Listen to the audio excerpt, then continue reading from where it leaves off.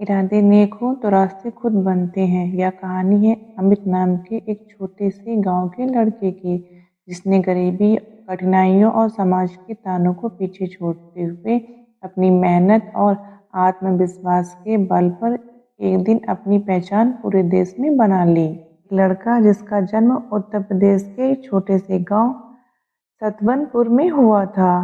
उसका परिवार बहुत गरीब था। पिता एक खेतिहर मजदूर थे और माँ घर घर जाकर रोटी बनाती थी। घर में 3 बहनें और एक छोटा भाई था। इतनी बड़ी जिम्मेदारी और कम आमदनी के कारण घर का गुजारा बहुत मुश्किल से होता था। अमित जब 5वीं कक्षा में था, तब तक उसके पास जूते तक नहीं थे। वह नंगे पैर स्कूल जाता और फटे कपड़े पहनकर बैठता। कई बार बच्चे उसका मजाक उड़ाते थे, लेकिन अमित कभी जवाब नहीं देता। उसकी आंखों में एक अलग चमक थी, सपने देखने की चमक। एक दिन कक्षा में मास्टर जी ने कहा, बच्चों, अगर तुम सच्चे मन से मेहनत करो तो तुम्हारा जन्म कहीं भी हो, तुम अपनी मंजिल तक जरूर पहुंच सकते हो। सभी बच्चों ने यह बात सुनकर अनसुनी कर दी, लेकिन अमित के दिल में यह बात गूंजने लगी। वह सोचने लगा, अगर मैं मेहनत करूं तो मैं बड़ा आदमी बन सकता हूं। उस दिन से अमित ने ठान लिया कि वह अपने जीवन को बदल कर दिखाएगा।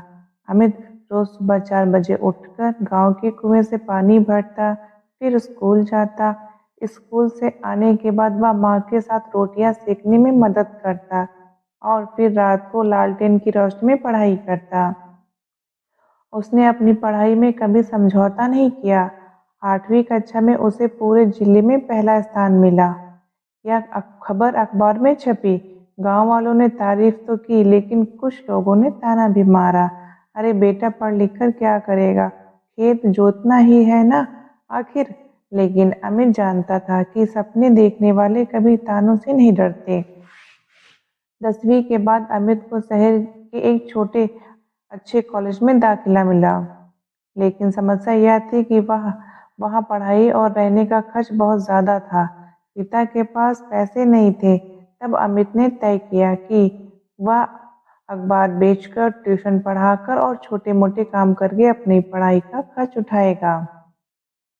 शहर में उसका दिन सुबह 5 बजे शुरू होता। वह अखबार बांटता, फिर कॉलेज जाता, फिर ट्यूशन पढ़ाता और देर रात को वापस कमरे में आकर पढ़ाई करता।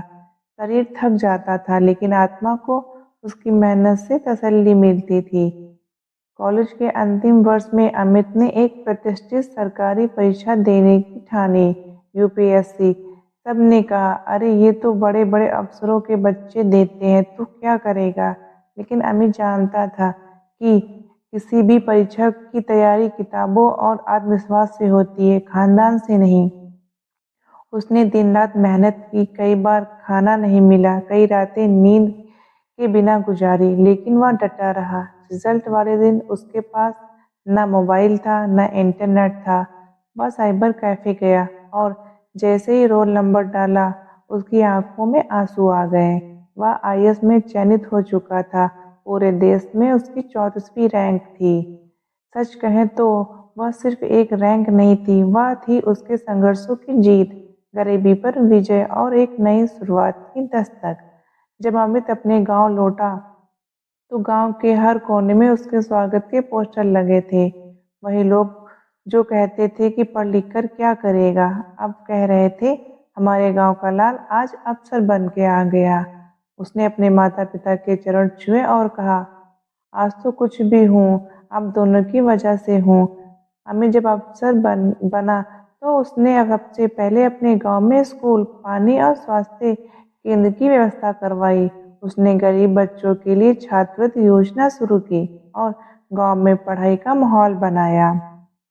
अब सतवनपुर सिर्फ एक गांव नहीं, बल्कि एक प्रेरणा का प्रतीक बन जा चुका था। अमित की कहानी हमें यह सिखाती है कि सपने देखना आसान है, लेकिन उन्हें पूरा